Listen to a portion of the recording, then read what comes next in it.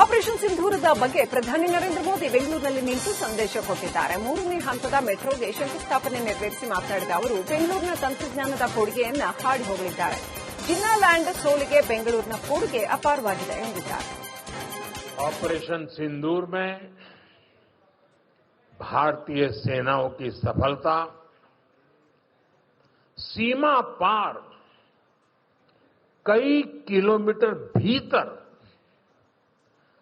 आतंकवादी ठिकानों को नेस्त नाबूद करने की ताकत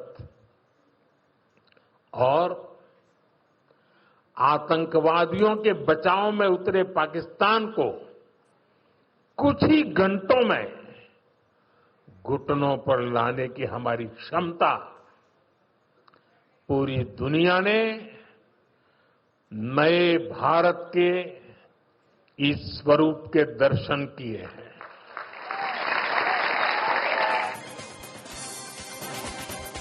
ಮೆಟ್ರೋ ಉದ್ಘಾಟನೆ ವೇಳೆ ಮುಖ್ಯಮಂತ್ರಿ ಸಿದ್ದರಾಮಯ್ಯ ಮಾಜಿ ಪ್ರಧಾನಿ ಮನಮೋಹನ್ ಸಿಂಗ್ ಅವರನ್ನು ಸ್ಮರಿಸಿದ್ದಾರೆ. ಬೆಂಗಳೂರಿನಲ್ಲಿ ಮೊದಲು ಮೆಟ್ರೋಗೆ ಚಾಲನೆ ನೀಡಿದ್ದು ಮಾಜಿ ಪ್ರಧಾನಿ ಮನಮೋಹನ್ ಸಿಂಗ್ ಎಂದಿದ್ದಾರೆ. ಇದೇ ವೇಳೆ ಕೇಂದ್ರ ಸರ್ಕಾರಕ್ಕಿಂತ ರಾಜ್ಯ ಸರ್ಕಾರದಿಂದಲೇ ಹೆಚ್ಚು ಹಣ ಖರ್ಚು ಮಾಡಿದೆ. ಕೇಂದ್ರ ತಾಂತ್ರಿಕ ಹಾಗೂ ಹಣಕಾಸಿನ ನೆರವು ನೀಡುತ್ತದೆ. ಹೀಗಾಗಿ ಇದು ಕೇಂದ್ರ ಮತ್ತು ರಾಜ್ಯ ಸರ್ಕಾರದ ಜಂಟಿ ಕಾರ್ಯಕ್ರಮ ಎಂದಿದ್ದಾರೆ. ಬೆಂಗಳೂರು ಮೆಟ್ರೋ ಪ್ರಾರಂಭ ಆದದ್ದು 2005. ಮನಮೋಹನ್ ಸಿಂಗ್ ಅವರು ಪ್ರಧಾನಮಂತ್ರಿಯಾಗಿದ್ದಾಗ ಬೆಂಗಳೂರು ಮೆಟ್ರೋವನ್ನು ಪ್ರಾರಂಭ ಮಾಡಿದರು. ಇದು ಕೇಂದ್ರ ಸರ್ಕಾರ ಮತ್ತು ರಾಜ್ಯ ಸರ್ಕಾರಗಳ ಸಹಯೋಗದೊಡನೆ ನಡೀತಾ ಇರತಕ್ಕಂಥ ಯೋಜನೆ. ಈ ಎರಡು ಕೇಂದ್ರ ಮತ್ತು ರಾಜ್ಯ ಸರ್ಕಾರಗಳ ಒಪ್ಪಂದ ಏನಪ್ಪಾ ಅಂತಂದ್ರೆ, ಈ ಯೋಜನೆಗೆ ಕೇಂದ್ರ ಸರ್ಕಾರ 50%, ರಾಜ್ಯ ಸರ್ಕಾರ 50%, ಇದನ್ನ ಮಾಡಬೇಕು ಅಂತೇಳಿ, ಖರ್ಚು ಮಾಡಬೇಕು ಅಂತೇಳಿ ಒಪ್ಪಂದ ಆಗಿರ್ತಕ್ಕಂಥದ್ದು.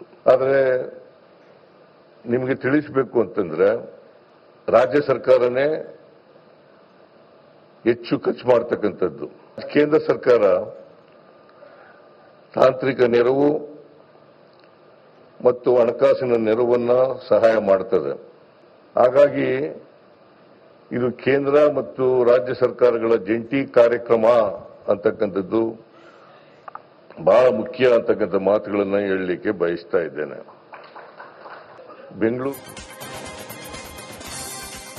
ಬೆಂಗಳೂರಿನ ಟ್ರಿಪಲ್ ಐಟಿ ಆಡಿಟೋರಿಯಂನಲ್ಲಿ ಕಿತ್ತಳೆ ಮಾರ್ಗಕ್ಕೆ ಪ್ರಧಾನಿ ಮೋದಿ ಶಂಕುಸ್ಥಾಪನೆ ನೆರವೇರಿಸಿದರು. ಈ ವೇಳೆ ಸಿದ್ದರಾಮಯ್ಯ ಭಾಷಣಕ್ಕೆ ಎದ್ದು ಹೋಗ್ತಾ ಇದ್ದಂತೆಯೇ ಪ್ರಧಾನಿ ಮೋದಿ ಪಕ್ಕ ಬಂದು ಕುಳಿತ ಡಿಸಿಎಂ ಡಿಕೆ ಶಿವಕುಮಾರ್ ಚರ್ಚೆ ಶುರು ಮಾಡಿದರು.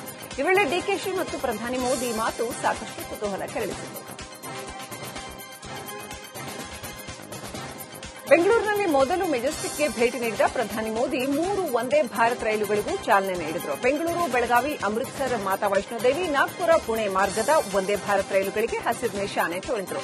ತದನಂತರ ರಾಗಿಗುಡ್ಡ ಮೆಟ್ರೋ ನಿಲ್ದಾಣಕ್ಕೆ ತೆರಳಿದ ಪ್ರಧಾನಿ ಹಳದಿ ಮಾರ್ಗಕ್ಕೆ ಚಾಲನೆ ನೀಡಿದರು. ಬಳಿಕ ಟ್ರಿಪಲ್ ಐಟಿ ಆಡಿಟೋರಿಯಂಗೆ ತೆರಳಿದ್ದು ಕಿತ್ತಳೆ ಮಾರ್ಗದ 3ನೇ ಹಂತದ ಯೋಜನೆಗೆ ಶಂಕುಸ್ಥಾಪನೆ ನೆರವೇರಿಸಿದರು.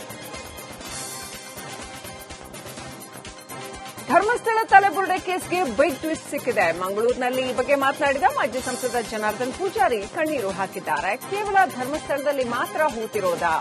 ಮಸೀದಿ, ಚರ್ಚ್ಗಳಲ್ಲಿ ಶವ ಹೂತಿತ್ತಿಲ್ವಾ ಅಂತ ಪ್ರಶ್ನೆ ಮಾಡಿದ್ರು. ದೇವಸ್ಥಾನದ ವಠಾರದಲ್ಲಿ ಶವ ಹೂಳೋದು ಪದ್ಧತಿ. ಧರ್ಮಾಧಿಕಾರಿ ವೀರೇಂದ್ರ ಹೆಗಡೆ ಜೊತೆ ನಾವಿದ್ದೇವೆ ಅಂತ ಪೂಜಾರಿ ಹೇಳಿದ್ದಾರೆ. ಇವತ್ತು ನೀವು ಮುಸ್ಲಿಮರಲ್ಲಿ ಸೇರಿರಬಹುದು, ಹಿಂದೂಗಳು ಸೇರಿರಬಹುದು, ಕ್ರಿಶ್ಚಿಯನ್ರವರು ಸೇರಿರಬಹುದು, ನಿಮ್ಮ ಚರ್ಚ್ಗಳಲ್ಲಿ ಹೂತಿರಲಿಲ್ವ? ನೀವು ಶವಗಳನ್ನ ಭೂಮಿಯ ಅಡಿಯಲ್ಲಿ ಹೂತಿರಲಿಲ್ವ? ನೀವು ಯಾಕೆ ಹೂತಿರ್ತೀರಿ? ಮುಖ್ಯಮಂತ್ರಿಯವರೇ, ನಾಚಿಕೆ ಆಗ್ತದೆ ನನಗೆ. ಒಂದು ದೇವಸ್ಥಾನದಲ್ಲಿ ಹಾಳು ಮಾಡ್ತಿರುವಾಗ ನಿಮಗೆ ಮಾತಾಡುವ ಧೈರ್ಯ ಇಲ್ಲ. ಮುಖ್ಯಮಂತ್ರಿಯವರೇ, ಪೂಜಾರಿ ಮಾತಾಡ್ತಿದ್ದಾನೆ, ನನ್ನನ್ನು ಜೈಲಿಗೆ ಹಾಕಿ, ಆದರೆ ಧರ್ಮಸ್ಥಳದ ಹೆಸರನ್ನು ಹಾಳು ಮಾಡಲಿಕ್ಕೆ ಪೂಜಾರಿ ಬಿಡುವುದಿಲ್ಲ. ಇವತ್ತು ನೀವು ಬೆಂಗಳೂರಿನಲ್ಲಿ ಸಾಹಸ ಸಿಂಹ ವಿಷ್ಣುವರ್ಧನ್ ಸಮಾಧಿ ನೆಲಸಮದ ಬಗ್ಗೆ ಚಿತ್ರನಟ ರಂಗಾಯಣ ರಘು ಪ್ರತಿಕ್ರಿಯೆ ನೀಡಿದ್ದಾರೆ. ದಾವಣಗೆರೆಯಲ್ಲಿ ಮಾತನಾಡಿದ ಅವರು, ವಿಷ್ಣು ಸರ್ ಹೆಸರೇ ಹಾಗಿರಬೇಕು, ಇದ್ದಾಗಲೂ ಕೂಡ ನೋವು, ಮರಣಿಸಿದ ನಂತರವೂ ಕೂಡ ಅವರಿಗೆ ನೋವಾಗಿದೆ. ಮೈಸೂರಿನಲ್ಲಿ ವಿಷ್ಣು ಸರ್ ಸ್ಮಾರಕ ಮಾಡಿದ್ದಾರೆ, ಇಲ್ಲಿ ಯಾರ್ದು ತಪ್ಪು ಯಾರ್ದು ಸರಿ ಅಂತ ಹೇಳೋಕ್ಕಾಗಲ್ಲ ಅಂತ ಹೇಳಿದ್ದಾರೆ. ವಿಷ್ಣು ಸಾರು ತುಂಬಾ ಹೆಚ್ಚಿನ ಸಮಯ ಕಳೆದಿದ್ದು ಭಾರತಿ ಮೇಡಮ್ ಸರ್, ಹೌದಲ್ಲ? ಭಾರತಿ ಮೇಡಮ್ ಈಗಲೂ ಇದ್ದಾರೆ, ಅಳಿಯ ಮಕ್ಕಳಿಗಿದೆ ಸರ್. ಭಾರತಿ ಮೇಡಮ್ ಗೊತ್ತಿರಲ್ಲ ಸರ್. ಭಾರತಿ ಮೇಡಮ್ ಹತ್ರ ನನ್ಗೆ ಏನು ಹೆಂಗಿರ್ಬೇಕು, ಯಾವ ಥರ ಇರಬೇಕು ಎಲ್ಲ ಮೇಡಮ್ ಹತ್ರ ಹೇಳಿದ್ದಾರೆ, ಅವರು ಎಲ್ಲ ಹೇಳಿರ್ತಾರೆ. ಹಂಗಾಗಿ ಅವ್ರು ಮೈಸೂರಲ್ಲಿ ಒಂದು ಮಾಡಿದ್ದಾರೆ. ಇದ್ರದ್ದೇನೋ ಲೀಗಲ್ ಇದ್ರದ್ದು ಈಗ ನಿಮಗೆ ವಿಷ್ಣು ಸರ್ಗೆ ಲೀಗಲ್ ಪ್ರಾಬ್ಲಮ್. ಯಾಕಂದರೆ ಬಾಲಣ್ಣ ಅವ್ರ ಸ್ಟುಡಿಯೋದು ಮಕ್ಕಳನ್ನ ಮೊದಲು ಕೊಡ್ತೀವಿ ಅಂದ್ರಂತೆ, ಆಮೇಲಿಂದ ಯಾರು ಸರ್ಕಾರದಿಂದ ಯಾರು ಅದನ್ನು ರೆಸ್ಪಾಂಡ್ ಮಾಡೋಕ್ಕಾಗಲ್ಲ. ಯಾರು ತಪ್ಪು ಯಾರು ಸರಿ ಅಂತ ಹೇಳೋಕ್ಕಾಗಲ್ಲ. ಭಾರತಿ ಮೇಡಮ್ಮು ಅನಿರುದ್ಧ ಅವರು ತುಂಬ ಪ್ರಯತ್ನ ಮಾಡಿದ್ರು, ಅಭಿಮಾನಿಗಳು ಅಷ್ಟೇ. ನಮ್ಮ ವೀರಪುತ್ರ ಶ್ರೀನಿವಾಸ್ ಅವರು ಇದ್ದಾರಲ್ಲ, ಅದು ಸಾಕಷ್ಟು ಕಾರ್ಯಕ್ರಮಗಳು ಮಾಡಿ ಎಲ್ಲ ತುಂಬ ಸರ್ಕಾರ ಮಾಡಿದ್ರು. ಅದೆಲ್ಲೋ ಅದು ಆಗಲ್ಲ ಸದ್ಯಕ್ಕೆ ಅಂತ ಆದಾಗ ಅದು ಗೊತ್ತಿಲ್ಲ, ಅದೇನು ವಿಷ್ಣು ಸಾರ್ದು ಅದ್ರದ್ದು ನೇವು ಹೆಸರೇ ಹಂಗೇನು ಅಂತ ಕಾಣುತ್ತೆ. ಇದ್ದಾಗಲೂ ಅಷ್ಟೇ ಒಂಥರ ಆಯಿತು, ಇವಾಗ್ಲೂ ಅದಕ್ಕೆ ಗೊತ್ತಿಲ್ಲ ಭಾರತಿ ಮೇಡಮ್ ಎಷ್ಟು ಮಾಡಿ. ಕಲಬುರಗಿ ಜಿಲ್ಲೆ ಆಳಂದ ಪಟ್ಟಣದಲ್ಲಿ ಗ್ಯಾಸ್ ಸ್ಟವ್ ಅಂಗಡಿಯಲ್ಲಿ ಖತರ್ನಾಕ್ ಕಳ್ಳಿಯರು ಕೈಚುಳಕ ತೋರಿದ್ದಾರೆ. ಮಾಲೀಕನಿಗೆ ಯಾಮಾರಿಸಿ ಇಂಡಕ್ಷನ್ ಸ್ಟವ್ ಕದ್ದು ಎಸ್ಕೇಪ್ ಆಗಿದ್ದಾರೆ. ಶ್ರೀರಾಮ ಮಾರ್ಕೆಟ್ನ ಸ್ಟವ್ ಮತ್ತು ಕುಕ್ಕರ್ ಅಂಗಡಿಯಲ್ಲಿ ಕಳ್ಳತನ ನಡೆದಿದ್ದು 3 ಕಿಲಾಡಿ ಮಹಿಳೆಯರು ಮಾಲೀಕನ ಗಮನ ಬೇರೆಡೆ ಸೆಳೆದು ಕೃತ್ಯ ಎಸಗಿದ್ದಾರೆ. ಖತರ್ನಾಕ್ ಕಳ್ಳಿಯರ ಕೈಚುಳಕ ಅಂಗಡಿಯ ಸಿಸಿಟಿವಿಯಲ್ಲಿ ಸೆರೆಯಾಗಿದೆ. ಚಿಕ್ಕೋಡಿಯಲ್ಲಿ ತಡರಾತ್ರಿ ಭಾರೀ ಮಳೆಯಾಗಿದ್ದು ಅಪಾರ ಮಳೆಗೆ ಶಕ್ತಿ ದೇವತೆ ಯಲ್ಲಮ್ಮ ದೇವಿ ದೇವಸ್ಥಾನ ಜಲಾವೃತಗೊಂಡಿದೆ. ಬೆಳಗಾವಿ ಜಿಲ್ಲೆಯ ಅಥಣಿ ತಾಲೂಕಿನ ಯಲ್ಲಮ್ಮವಾಡಿ ಸುಕ್ಷೇತ್ರದಲ್ಲಿ ದೇವಸ್ಥಾನಕ್ಕೆ ಜಲ ದಿಗ್ಬಂಧನ ಹಾಕಲಾಗಿದೆ. ಮೂಲ ವಿಗ್ರಹ ಅರ್ಧದಷ್ಟು ಮುಳುಗಡೆಯಾಗುತ್ತಿದೆ. ಕ್ಷುಲ್ಲಕ ಕಾರಣಕ್ಕೆ 4 ಯುವಕರು ಇಬ್ಬರ ಮೇಲೆ ಹಲ್ಲೆ ನಡೆಸಿರುವ ಘಟನೆ ದಾವಣಗೆರೆ ಜಿಲ್ಲೆ ಹೊನ್ನಾಳಿ ತಾಲೂಕು ಆಸ್ಪತ್ರೆಯಲ್ಲಿ ನಡೆದಿದೆ. ಪರಸ್ಪರ ಹಲ್ಲೆ ನಡೆಸಿದ ದೃಶ್ಯ ಸಾಮಾಜಿಕ ಜಾಲತಾಣದಲ್ಲಿ ವೈರಲ್ ಆಗಿದೆ. 2 ಗುಂಪುಗಳ ನಡುವೆ ಹೊಡೆದಾಟ ಕಂಡು ರೋಗಿಗಳು ಗಾಬರಿಗೊಂಡಿದ್ದಾರೆ. ಸಿನಿಮಾ ಸ್ಟೈಲ್ನಲ್ಲಿ ಇಬ್ಬರು ಯುವಕರ ಮೇಲೆ ಹಲ್ಲೆ ನಡೆಸಿದ್ದು ಗಲಾಟೆ ನಂತರ ರಾಜಿ ಮಾಡಲಾಗಿದೆ. ಹೀಗಾಗಿ ಘಟನೆ ಬಗ್ಗೆ ಯಾವುದೇ ಪ್ರಕರಣ ದಾಖಲಾಗಿಲ್ಲ. ಚಿಕ್ಕಮಗಳೂರಿಗೂ ತಲೆಬುರುಡೆ ವಿವಾದ ಕಾಲಿಟ್ಟಿದೆ. ದತ್ತಪೀಠದಲ್ಲಿನ ಆ ಗೋರಿಗಳ ಉತ್ಖನನಕ್ಕೆ ಆಗ್ರಹ ಕೇಳಿಬಂದಿದೆ. ಧರ್ಮಸ್ಥಳ ಕೇಸ್ ರೀತಿಯಲ್ಲೇ ಇಲ್ಲೂ ಎಸ್ಐಟಿ ತನಿಖೆಗೆ ಹಿಂದೂ ಹಿತರಕ್ಷಣಾ ವೇದಿಕೆ ಒತ್ತಾಯಿಸಿದೆ. ಯಾರನ್ನ ಹೂಳಲಾಗಿದೆ ಅಂತ ಎಫ್ಎಸ್ಎಲ್ ವರದಿ ನೀಡಿ ಸ್ಥಳೀಯ ಠಾಣೆಯಲ್ಲಿ ಯುಡಿಆರ್ ತನಿಖೆಗೆ ಮನವಿ ಮಾಡಲಾಗಿದೆ. ಸರ್ಕಾರದ ವಿರುದ್ಧ ಪ್ರತಿಭಟನೆಗೆ ಆಶಾ ಕಾರ್ಯಕರ್ತೆಯರು ಸಜ್ಜಾಗಿದ್ದಾರೆ. ಆಗಸ್ಟ್ 12ನೇ ತಾರೀಕಿಂದ ಜಿಲ್ಲಾ ಕೇಂದ್ರಗಳಲ್ಲಿ ಧರಣಿ ನಡೆಸುವುದಕ್ಕೆ ತೀರ್ಮಾನಿಸಿದ್ದಾರೆ. ಈ ಹಿಂದೆ ನಡೆಸಿದ ಹೋರಾಟದ ಸಂದರ್ಭದಲ್ಲಿ ಸರ್ಕಾರ ಭರವಸೆ ನೀಡಿತ್ತು. ಅದರಂತೆ ಮುಖ್ಯಮಂತ್ರಿಗಳು ಘೋಷಿಸಿದ ಗೌರವಧನ, ಕೇಂದ್ರದ ಭಾಗಶಃ ಪ್ರೋತ್ಸಾಹಧನ ಸೇರಿಸಿ ಕನಿಷ್ಠ ಮಾಸಿಕ ಗ್ಯಾರಂಟಿ ಆದೇಶ ಹೊರಡಿಸುವುದಕ್ಕೆ ಒತ್ತಾಯಿಸಿದ್ದಾರೆ. ಶಿವಮೊಗ್ಗ ಜಿಲ್ಲೆಯಲ್ಲಿ ಗುಡ್ಡ ಕುಸಿತದ ಪ್ರಕರಣ ಹೆಚ್ಚಾಗ್ತಾ ಇದೆ. 300 ಭೂಕುಸಿತದ ಸ್ಪಾಟ್ಗಳನ್ನು ಗುರುತಿಸಲಾಗಿದ್ದು ವರ್ಷದಿಂದ ವರ್ಷಕ್ಕೆ ಭೂಕುಸಿತದ ಘಟನೆಗಳು ಹೆಚ್ಚಾಗ್ತಾ ಇವೆ. ಈ ಹಿನ್ನೆಲೆ ಸ್ಪಾಟ್ ಗುರುತಿಸಿರುವ ಜಿಲ್ಲಾಡಳಿತ 107 ಹಾಟ್ಸ್ಪಾಟ್ಗಳನ್ನು ಪತ್ತೆ ಮಾಡಿದೆ. ಈ ಪೈಕಿ 16 ಸ್ಥಳಗಳಲ್ಲಿ ತಡೆಗೋಡೆ ನಿರ್ಮಾಣಕ್ಕೆ ಯೋಜನೆ ರೂಪಿಸಲಾಗುತ್ತಿದೆ. ಕೇಂದ್ರಕ್ಕೆ 80 ಕೋಟಿಯ ಪ್ರಸ್ತಾವನೆ ಸಲ್ಲಿಸಿರುವ ಜಿಲ್ಲಾಡಳಿತ ಹೊಸನಗರ, ಗುಂದಗಲ್ಲು, ತೀರ್ಥಹಳ್ಳಿಯ ಆಗುಂಬೆ, ಹುಲಿಕಲ್ ಘಾಟಿಗಳಲ್ಲಿ ನಿರಂತರವಾಗಿ ಕುಸಿತ ಇರುವ ಬಗ್ಗೆ ಉಲ್ಲೇಖಿಸಿದೆ. ಪಾನ್ ಶಾಪ್ ಅಂಗಡಿಯ ಬೀಗ ಮುರಿದು ಕಳ್ಳತನ ಮಾಡಿರೋ ಘಟನೆ ಬೆಳಗಾವಿ ಜಿಲ್ಲೆ ರಾಮದುರ್ಗ ತಾಲೂಕಿನ ಬನ್ನೂರು ಗ್ರಾಮದಲ್ಲಿ ನಡೆದಿದೆ. ಬನ್ನೂರು ಗ್ರಾಮದ ನಿವಾಸಿ ಪ್ರಕಾಶ್ ಕುಂದ್ರಾಳಗೆ ಸೇರಿದ ಪಾನ್ ಶಾಪ್ ಅಂಗಡಿಗೆ ಖದೀಮರು ಕನ್ನ ಹಾಕಿದ್ದಾರೆ. ತಟ್ಟೆಯಲ್ಲಿದ್ದ ಸಿಗರೆಟ್ ಪ್ಯಾಕೆಟ್ ಅನ್ನು ಕದ್ದೊಯ್ಯುವ ದೃಶ್ಯ ಸಿಸಿಟಿವಿಯಲ್ಲಿ ಸೆರೆಯಾಗಿದೆ.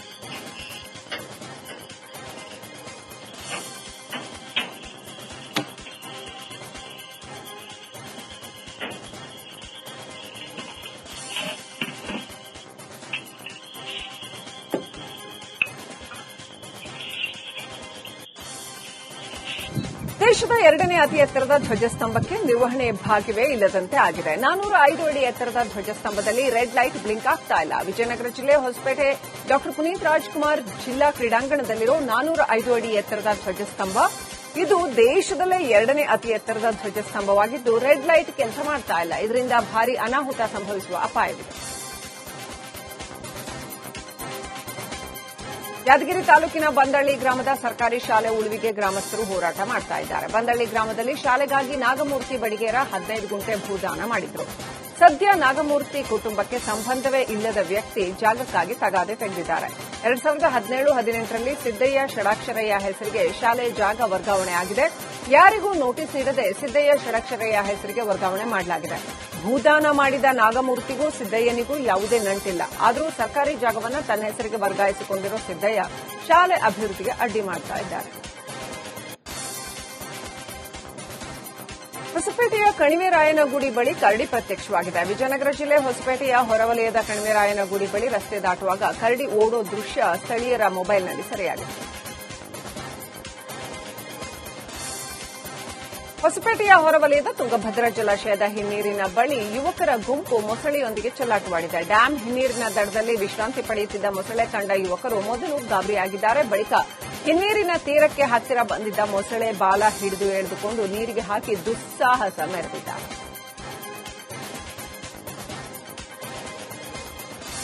ವಿಜಯಪುರ ಜಿಲ್ಲೆಯಲ್ಲಿ ಮಳೆ ಅವಾಂತರ ಮುಂದುವರೆದಿದೆ. ಭಾರೀ ಮಳೆಯಿಂದ ಜಿಲ್ಲೆಯ ಹಲವು ಗ್ರಾಮಗಳು ಸಂಪರ್ಕ ಕಡಿದುಕೊಂಡಿವೆ. ಮಳೆ ಹಿನ್ನೆಲೆ ಗ್ರಾಮದಿಂದ ಬೇರೆ ಗ್ರಾಮಗಳಿಗೆ ತೆರಳುವುದಕ್ಕೆ ಗ್ರಾಮಸ್ಥರು ಹರಸಾಹಸ ಪಡಬೇಕಾಗಿದೆ.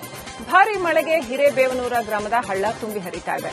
ಜಿಲ್ಲೆಯ ಇಂಡಿ ತಾಲೂಕಿನ ಹಿರೇಬೇವನೂರ ಗ್ರಾಮದ ಹಳ್ಳ ತುಂಬಿದ್ದು ಇದರಿಂದ ಅಗರಖೇಡ, ಮಣೂರ್, ಗುಬ್ಬೇವಾಡ, ಶಿರೂರ್ ಗ್ರಾಮಗಳ ಸಂಪರ್ಕ ಕಡಿತಗೊಂಡಿದೆ.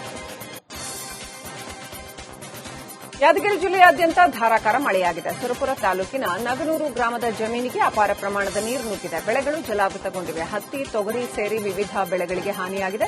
ಭಾರೀ ಮಳೆಗೆ ಜಮೀನುಗಳು ಕೆರೆಯಂತಾಗಿವೆ. ರಸ್ತೆಗಳೆಲ್ಲ ಹಳ್ಳಗಳಂತಾಗಿವೆ. ಅಪಾರ ಮಳೆಯಿಂದಾಗಿ ಜನಜೀವನ ಅಸ್ತವ್ಯಸ್ತಗೊಂಡಿದೆ. ವಿಜಯಪುರ ಜಿಲ್ಲೆಯ ತುಂಬಿದ ಹಿರೇಬೇವನೂರು ಹಳ್ಳ ಅಪಾಯಕಾರಿಯಾಗಿ ಹರಿತಾ ಇದ್ದು ನೀರಿನಲ್ಲಿ ಯುವಕರು ಹುಚ್ಚಾಟ ಮೆರೆದಿದ್ದಾರೆ. ತುಂಬಿ ಹರಿತಾ ಇರೋ ಹಳ್ಳದ ಸೇತುವೆ ಮೇಲೆ ವಿದ್ಯಾರ್ಥಿಗಳು ಸಂಚರಿಸಿದ್ದಾರೆ. ಕಳೆದ 3 ದಿನಗಳಿಂದ ಮನವಿ ಮಾಡಿದರೂ ಕೂಡ ಅಧಿಕಾರಿಗಳು ಕ್ರಮ ತಗೊಳ್ತಾ ಇಲ್ಲ. ಹಳ್ಳಕ್ಕೆ ಸೇತುವೆ ನಿರ್ಮಾಣ ಮಾಡಿ ಅನ್ನೋ ಜನರ ಕೂಗಿಗೆ ಅಧಿಕಾರಿಗಳು ಕಿವಿಕೊಡ್ತಾ ಇಲ್ಲ. ಬಾಗಲಕೋಟೆ ಜಿಲ್ಲೆಯಾದ್ಯಂತ ಸುರಿದ ಮಳೆಗೆ ಹೊಸಕೋಟೆ ಗ್ರಾಮದ ಮನೆಗಳಿಗೆ ನೀರು ನುಗ್ಗಿದೆ. ಮನೆ ಸಂಪೂರ್ಣ ಜಲಾವೃತಗೊಂಡಿದ್ದು ಮನೆಯ ವಸ್ತುಗಳು, ಸಾಮಗ್ರಿಗಳೆಲ್ಲ ನೀರು ಪಾಲಾಗಿವೆ. ಹಿತ್ತಲು ಬಾಗಿಲಿನಿಂದ ಮನೆಗೆ ಸೇರಿದ ಮಳೆ ನೀರು ಮನೆ ಮುಂಬಾಗಿಲಿನಿಂದ ಹರಿದು ಹೋಗ್ತಾ ಇದೆ. ವಿಜಯಪುರ ಜಿಲ್ಲೆಯಲ್ಲಿ ಮಳೆಯ ಆರ್ಭಟ ಮುಂದುವರೆದಿದೆ. ಸಿಂದಗಿ ತಾಲೂಕಿನ ಬನ್ನಟ್ಟಿ ಪಿಎ ಗ್ರಾಮದಲ್ಲಿ ಮನೆಗಳಿಗೆ ಮಳೆ ನೀರು ಅವಾಂತರ ಸೃಷ್ಟಿಸಿದೆ. ಮಳೆ ನೀರು ಸರಾಗವಾಗಿ ಹರಿದು ಹೋಗೋಕೆ ಚರಂಡಿ ವ್ಯವಸ್ಥೆ ಸರಿಪಡಿಸಿಕೊಡಿ ಅಂತ ಗ್ರಾಮಸ್ಥರು ಪಂಚಾಯತಿ ಅಧಿಕಾರಿಗಳಿಗೆ ಮನವಿ ಮಾಡಿದರೂ ಕೂಡ ಪ್ರಯೋಜನವಾಗಿಲ್ಲ. ಅಧಿಕಾರಿಗಳು ಬೇಜವಾಬ್ದಾರಿ ತೋರ್ತಾ ಇದ್ದು ಪರಿಣಾಮ ಗ್ರಾಮದಲ್ಲಿ ಜನರ ಮನೆಗಳಿಗೆ ಮಳೆ ನೀರು ನುಗ್ತಾ ಇದೆ ಅಂತ ಸ್ಥಳೀಯರು ಆಕ್ರೋಶ ಹೊರಹಾಕಿದ್ದಾರೆ.